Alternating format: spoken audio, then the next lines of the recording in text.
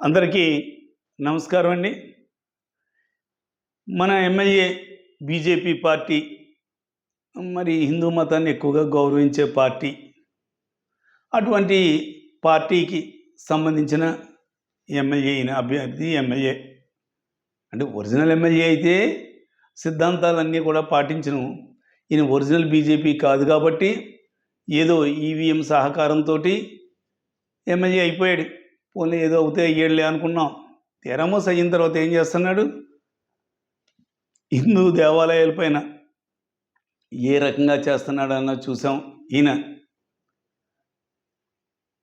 అనపతి కత్తూరులో విగ్రహం కూడా పెట్టనివ్వకుండా ఏం చేశాడన్నది చూసాం. చివరికి మొన్న ఈ మధ్య ఒక విగ్రహ ప్రతిష్ఠ చేసి తూతూమనిపించేశారు.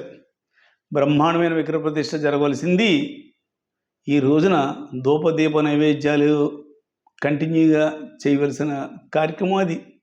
అటువంటి దాన్ని తూతూ మంత్రంగా చేసాడు ఈయన. అదేవిధంగా అనపర్తి విష్ణాలయంలో కూడా ఏ రకంగా ఇబ్బంది పెట్టాడన్నది చూసాం. ఆఖరికి వాళ్ళ సొంత గ్రామం రామవరంలో కూడా మరి ఆంజనేయ స్వామిది ప్రహరీ ఏ రకంగా కూలగొట్టాడో తెలుసు. అదేవిధంగా కుతుకులూరు ఆంజనేయ స్వామికి సంబంధించి అమౌంట్ ఏదైతే ఉందో దానికి వడ్డీ కానీ పైసా ఏమి ఇవ్వకుండా అసలు అది కూడా మనం డిమాండ్ చేసిన తర్వాత అసలు మళ్ళీ కమిటీకి ఇవ్వడం జరిగింది. ఇవన్నీ వాస్తవాలు అందరికీ కూడా తెలుసు, గతంలో చెప్పడం జరిగింది. మళ్ళీ రీసెంట్గా అనపర్తిలో టీటీడీ కళ్యాణపురం వెళ్ళే దారిలో రావి చెట్టు దగ్గర వినాయకుడి గుడి ఉంది. అది ఇప్పుడుకిప్పుడు ఎవరో కట్టింది కాదు, పెట్టింది కాదు, ఎప్పటి నుంచో ఉంది. వచ్చేది పుష్కరాల టైము. కంపల్సరిగా చాలామంది మన ఆ పక్కన నుండి కాలువలో స్నానం చేసి దేవుణ్ణి అక్కడ దర్శించుకుంటాం చేయడం జరుగుతుంది. ఆ చుట్టుపక్కల వాళ్ళందరూ కూడా పూజలు చేసుకుంటాం. ఒకవేళ వర్షం వచ్చినా కూడా ఇబ్బంది లేకుండా ఉండే విధంగా అక్కడ దాతల సహకారంతో ఒక రేకుల షెడ్ కూడా వేయడం జరిగింది. పాపం ఈయన గారికి మరి ఏమొచ్చిందో ఏటో తెలీదు, ఆ రేకులు కూడా తీయించేసాడు పంచాయతీ స్టాఫ్ తోటి.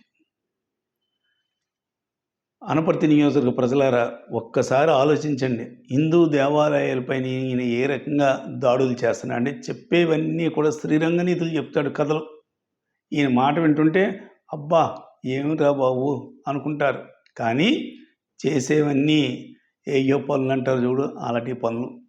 అక్కడ రేకులు అయ్యి కూడా తీయించేసి అక్కడ ఉన్నటువంటి ఆలయాన్ని ఏ రకంగా ఇబ్బంది పెట్టాడా అన్నది ప్రజలారా మీరు చూడండి.